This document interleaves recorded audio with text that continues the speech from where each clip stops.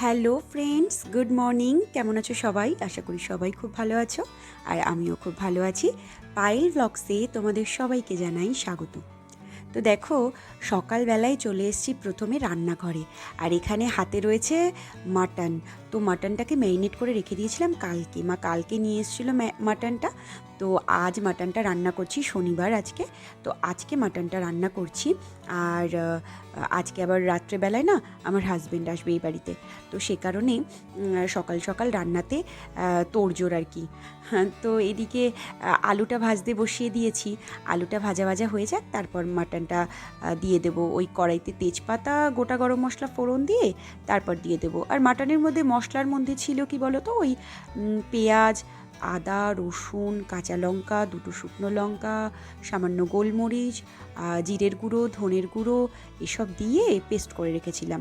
Paste করে তারপরে ওটাকে ম্যারিনেট করে নিয়েছি। ওর মধ্যে হলুদ, লবণ আর একটুখানি সর্ষের তেল দিয়ে ম্যারিনেট করে সারা রাত ওটাকে ফ্রিজে রেখে দিয়েছিলাম। তো তারপর এই যে সকালবেলায় চলে এসেছি রান্না করতে। আর এই যে এখন মাটনটা করে নেব, আর কোনো কিছু না, ব্যাস। আর সকাল সকাল কেন করছি বলো তো? কারণ বেলাটা না দেখতে দেখতে চলে যায়, শীতের বেলা তো দেখতে দেখতে চলে যায়। আর যেহেতু বাচ্চা নিয়ে আমাদের সংসার, তো সে কারণে আরও তো লেট হয়। কারণ ওর পেছনে তালাতাল করতে করতেই তো আমাদের অর্ধেক সময় ওখানেই চলে যায়। তো আজকে ভাবছি কি, সকাল সকাল রান্নাটা করে নিই, তারপর ছেলেটাকে ব্রাশ করাবো। এখন আমি ছেলেটাকে ব্রাশ করাইনি। তো ও আবার ছাদে গিয়ে না ঘুরে ঘুরে ব্রাশ করতে খুব ভালোবাসে। তো আমি ভাবছি তাড়াতাড়ি রান্নাটা সেরে নিই, সেরে নিয়ে তারপরে ওকে নিয়ে যাব ছাদে, ছাদে নিয়ে গিয়ে ব্রাশটা করিয়ে নেব। আর আজকে রাত্রেবেলায় হাজব্যান্ড আসবে, এই রাতটুকুই থাকবে।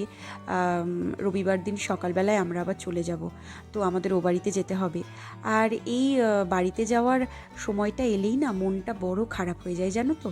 মানে রান্নাবান্না করছি তো ঠিকই, কিন্তু মনে কিন্তু একটা মানে দুঃখ হচ্ছে ভেতরে ভেতরে। আর মার মুখটা তো জাস্ট দেখা যায় না, জানো তো। এই মার মুখের দিকে তাকানো যায় না বলে না আমার আরও আসতে ইচ্ছে করে না এই বাড়িতে। মনে হয় কি, ধুর, যাবো না, মা এত কষ্ট পায়, যাব না, ভালো লাগে না। আর বিশেষ করে না আমার ছেলে হওয়ার পর থেকে আমি দেখেছি, এটা লক্ষ্য করেছি, আমার মায়ের না এত কষ্ট লাগে। মানে ওকে মানে নিয়ে চলে আসি যখন, মার না মানে ওকে দিতে ইচ্ছা করে না, এরকম একটা ব্যাপার। মানে ওকে ছেড়ে থাকতে পারে না তখন আর। তো এই কষ্টটা না, মানে আমি জানি আমার মতো অনেক মেয়ের এই কষ্টটা। মানে শ্বশুরবাড়ি থেকে যখন বাপের বাড়িতে যায়, আবার বাপের বাড়ি থেকে যখন শ্বশুরবাড়িতে আসে, তো এই কষ্টটা সব মেয়েরই প্রায় বলতে গেলে এই কষ্টটা হয়। তো এই কষ্টটার জন্যই আমি বাপের বাড়ি আসতে ইচ্ছে করে না, তবু আসি, কারণ এখানে মা থাকে। আর মার মনটা তো খারাপ হয়ে যায়। আর মা আমার সাথে তো গিয়ে ওখানে থাকে না, নয়তো মাকেই নিয়ে রাখতে পারি ওখানে। আর খুব খিদে পেয়ে গেছিলো সকাল সকাল, তো একটুখানি কিটক্যাট খেয়ে নিচ্ছি। ব্রাশ করে নিয়েছি আমি, তাই আমি ভাবলাম না একটুখানি কিটক্যাট খেয়ে নিই। আর এই কিটক্যাটটা জানো তো, ছেলের কিটক্যাট। তো ওর ওখান থেকেই আমি আর কি নিয়েছি, নিয়ে আমি একটুখানি খেয়ে নিচ্ছি। কারণ সকালে আমি কিছুই খাইনি। আর যদিও এত সকালে আমি খাই না, কিন্তু তাও ভাবলাম কি যে না, একটুখানি খিদে খিদে পাচ্ছিল, ওই হালকা খিদে মতো। তো কিটক্যাটটা খাচ্ছি, আর খেতে খেতেই দেখো মাটনটা কষাচ্ছি। আর মাটনটা কষাতে কষাতে না আমার জাস্ট মানে এত খেতে ইচ্ছে করছিল, এত টেম্পটিং লাগছিল মাটনটা। আর আলুগুলো না খুব সুন্দর সেদ্ধ হয়ে গেছে। মানে প্রেশার কুকারে এখনও দিইনি, তাও দেখো আলুগুলো কি সুন্দর সেদ্ধ হয়ে গেছে। আর মাটনটাকে আমি জাস্ট প্রেশারে দিয়ে দুটো সিটি দিয়ে নেব। তাহলে কি হবে বলো তো, মাটনটা সফট হবে, আর ওই ছিবড়ে ছিবড়ে ব্যাপারটা থাকবে না। না হলে না হজমে খুব প্রবলেম হয়, আর ওই ছিবড়ে ছিবড়ে ব্যাপারটা থাকে, ওটা একদমই ভালো লাগে না। তো সেই কারণে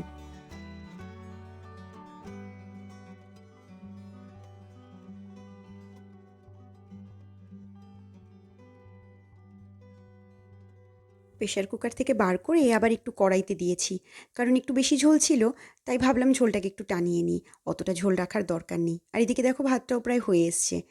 আর একটুখানি গরম মশলার গুঁড়ো দিয়েছিলাম, আর দিয়ে এই দেখো ঝোলটা টেনেও গেছে, গ্যাসটা বন্ধ করে দিলাম। আর বেশি শুকাবো না, এইটুকুনি ঝোলের দরকার। একদম শুকিয়ে ফেললে আবার বেশি শুকনো শুকনো হয়ে যাবে। তো রেডি হয়ে গেল। তো এখন না একটু ছাদে যাব, বুঝলে, খুব ঠান্ডা লাগছে। তো একটুখানি পিঠে না রোদ ঠেকাবো, তাহলে ভালো লাগবে। আর ছেলেটাকেও ব্রাশ করিয়ে নিই, চলো। পাপান, কি করছো বাবা? কি করছো তুমি? বলো, ব্রাশ করছি। ব্রাশ করছি। জামা কাপড়গুলো সকালবেলায় মেলে দিয়েছি, শুকাচ্ছেই না। সেই কবে থেকে কেচেছি, মানে কবে কেচেছি, প্রতিদিন একবার করে দিচ্ছি। বৃষ্টি বৃষ্টি ওয়েদারে একেবারে যাতা অবস্থা। একটু নিচটা দেখো, মাছ হাত দিচ্ছে।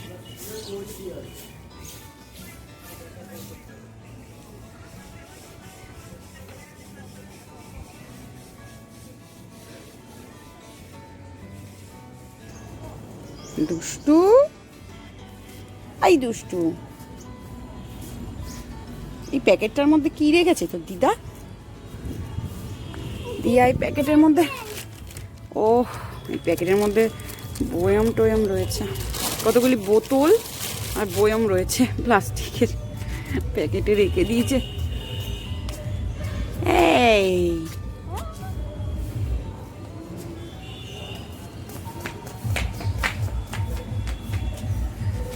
শীতকালে এই রোদে পিঠ ঠেকাতে কিন্তু খুব ভাল লাগে, বলো?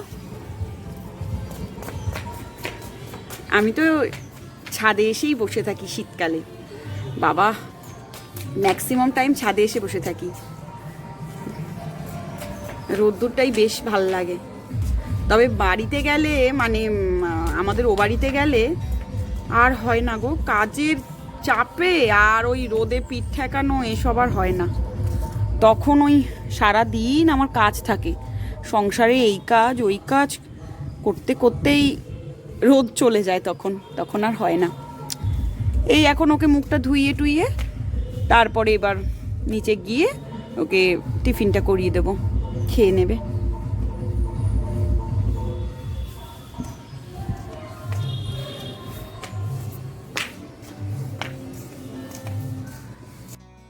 তো ছেলের ব্রেকফাস্ট করা হয়ে গেছে। এখন আমার ছেলে কি কাজ করতে এসেছে দেখো তোমরা, ও জঙ্গল সাফ করছে। হ্যাঁ, দিয়ার বাড়িতে জঙ্গলে ভর্তি হয়ে গেছে, তো সেই জঙ্গল এখন ও সাফ করছে আমাদের ওই কাকুর সাথে, আমার নিচে যে ভাড়াটিয়া কাকুটা আছে সেই কাকুর সাথে। তো এত জঙ্গল হয়েছে যে কি বলবো। তো আমি মাকে বলছিলাম একজন জোন নাও, নিয়ে এটা পরিষ্কার করো। তো এখানে না সেরকম একটা ভালো জোন টোন মানে পাওয়া যায় না, বুঝলে তো। তো সেই জন্য আমাদের যে নিচের কাকু ছিল সে বলল কি, না মনা থাক, আমি পরিষ্কার করে দেবো, আমি কেটে যতটা পারবো পরিষ্কার করে দেবো। তো কাকুই করছিল। আর কাকু যেহেতু আমাদের এক্স আর্মি, তো সেই জন্য কাকুর আবার এইসব কাজে এক্সপার্ট। তো দেখো, একটুখানি লেবু গাছটা কেটেছে আর একটুখানি পরিষ্কার করেছে, এখনই কতটা মানে পরিষ্কার পরিষ্কার লাগছে, মনে হচ্ছে একটু শান্তিভাবে নিঃশ্বাস নিতে পারছে গাছগুলো। মানে এত গাছ হয়ে গেছিলো, আর খুব তাড়াতাড়ি না গাছগুলো বেড়ে যায়, জানো তো। এর আগেও কিন্তু অনেকবার পরিষ্কার করেছে, কিন্তু তাও খুব তাড়াতাড়ি গাছগুলো বেড়ে যায়। আর ডেলি ডেলি যেহেতু মার গিয়ে পসিবল হয় না ঝাড় দেওয়া উঠানটা, তো আরও বেশি করে এরম নোংরা হয়। আর এইদিকে দেখো, সন্ধ্যা হতেই মনটা যেন বড় খিদে খিদে খিদে খিদে করছে। এবার মাকে আমি বললাম যে না থাক, বাইরের কিছু খাবো না, তো বাড়িতে কিছু বানিয়ে নিই। তো কী বানাবো ভাবতেই দেখলাম ফ্রিজের মধ্যে ছিল পালং শাক। তো পালং শাকের এখানে পকোড়া করব। পালং শাক নিয়েছি, তার মধ্যে একটু লঙ্কা কুচি দিয়েছি, একটু আদা রসুন বাটা দিয়েছি, আর দিয়েছি হচ্ছে কালো জিরে, দিয়ে একটুখানি জিরের গুঁড়োও দিয়েছি। তারপর বেসন দিয়ে ভালো করে এটাকে মিক্সড করে নিয়েছি। করে তারপরে এবার এই নিজের শেপের মতো তুমি যেরকম চাও সেরকম শেপ গড়ে ভেজে নাও, সাদা তেল দিয়ে ভেজে নিচ্ছি। আর আমি যেহেতু কোনো চালের গুঁড়ো বা সুজি এসব কিছু দিইনি, তো মুচমুচে হওয়ার জন্য আমি যেটা করেছি সেটা হলো একদম লো আছে এটাকে ভেজেছি, যার কারণে এটা একদম মুচমুচে হয়েছিল, পুরো ভেতর অবধি এটা মুচমুচে হয়েছিল। তো খেতে খুবই ভালো লেগেছিল। আর শীতকালে এরকম ধরনের পকোড়া কিন্তু ভীষণ ভালো লাগে, তাই না বলো? আর আমি জানো তো এরমই করি, মানে বাড়িতে যেটা থাকে সেটা দিয়েই কিছু না কিছু বানিয়ে নিই। তো এরম করেই আমার হাজবেন্ড আর বাড়ির সবার কিন্তু খেতেও খুব ভালো লাগে। তো পকোড়াগুলো ভাজবো, আর কিছু কিছু করে দিয়ে আসবো। আর এখানে পকোড়াগুলো ভাজতে ভাজতেই যেটা আমার মনে হচ্ছিল যে এই পকোড়া কিন্তু আবার আমার শাশুড়ি মা খেতে ভীষণ ভালোবাসে। হ্যাঁ, মানে এই ধরনের ভাজা পোড়া এইসব খেতে উনি ভীষণ ভালোবাসে, জানো তো। তো এটা ভাজতে ভাজতেই আমার ওনার কথা খুব মনে পড়ছিল যে উনি একটু খেতে পারলো না, কারণ উনি আবার নিরামিষ খাবার খেতে ভীষণ ভালোবাসে তো। আর এরকম পকোড়া বা কোনো কিছুর বড়া, চপ এইসব খেতে ভীষণ উনি ভালোবাসে। তো ওনার কথা মনে পড়ছিল। তো চলো, আমি এইগুলো ভেজেছি আর কটা বসিয়ে নিয়ে তারপরে মাকে একটু দিয়ে আসি। মা আর ছেলে একটু খাক, আর আমিও ওদের সাথে একটু খাবো। আবার হাজব্যান্ড আসলে ওকে আবার একটু গরম করে দেবো। আর তার আগে একটুখানি কতগুলো বসিয়ে নিই, বাদ বাকি যেটুকু আছে সেটুকু আবার বসিয়ে নিই। অল্প অল্প করে করছি, আমি খুব বেশি তেল দিইনি, কারণ অত তেল দিলে ওয়েস্ট হয়ে যায়, আর অত তেল তো বাসি করে খাওয়া ভালো নয়।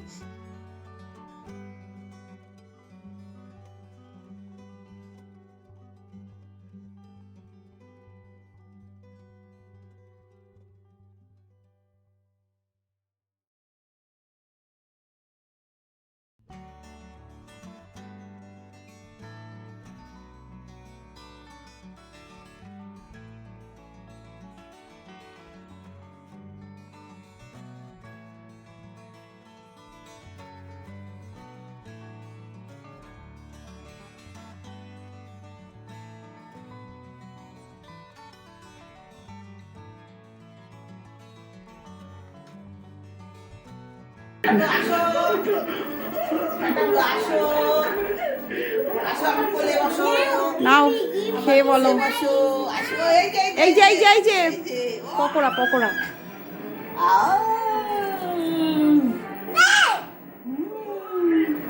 গরম তো, একটুখানি মুখে দাও, একটুখানি।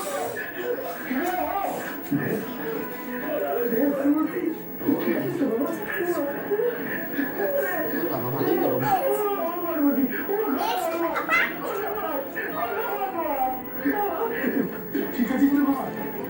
ভালো হয়েছে এরকম? আচ্ছা, হ্যাঁ ভালো হয়েছে।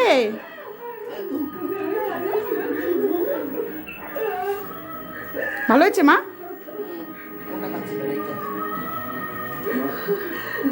তুমি ওকে বাঁচাতে বলেছিলে, ওকে বাঁচিয়েছি, কিন্তু অনেক গরম আর কাপড় বা এখন টেনশন আছে।